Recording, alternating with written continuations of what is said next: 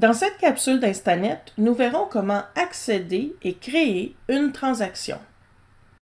Pour commencer, on peut accéder au module des transactions en cliquant sur l'icône dans la barre de navigation de gauche ou en cliquant sur le lien au bas du widget sur le tableau de bord courtier.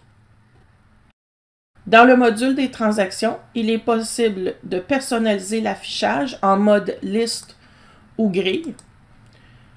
On peut filtrer l'affichage selon le type, le statut et le propriétaire de transaction. On peut trier ces transactions selon multiples critères en ordre ascendant ou descendant. On peut aussi sélectionner les inscriptions pour aller modifier leur statut ou pour les supprimer. Il est également possible d'accéder aux fonctions tableau de bord, détails, contacts, formulaire, tâches, signature et historique de chaque transaction en les sélectionnant dans ce menu ou en se dirigeant sur le tableau de bord de la transaction. Pour créer une nouvelle transaction, il s'agit de cliquer sur « Ajouter », de lui assigner un nom,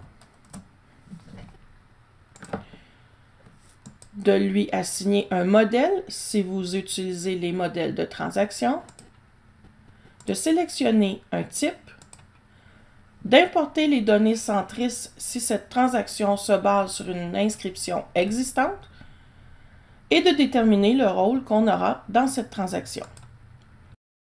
Enfin, on peut sélectionner d'utiliser l'assistant de transaction ou non.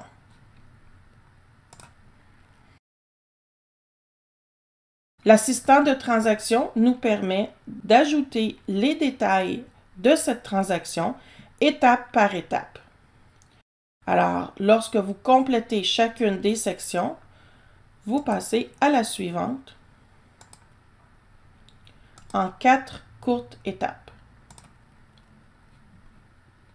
Une autre façon de créer une transaction à partir du tableau de bord courtier, c'est d'utiliser le widget rapide « Création d'une transaction ». Finalement, il est également possible de créer une nouvelle transaction lorsque vous utilisez un nouveau formulaire de l'OASIC.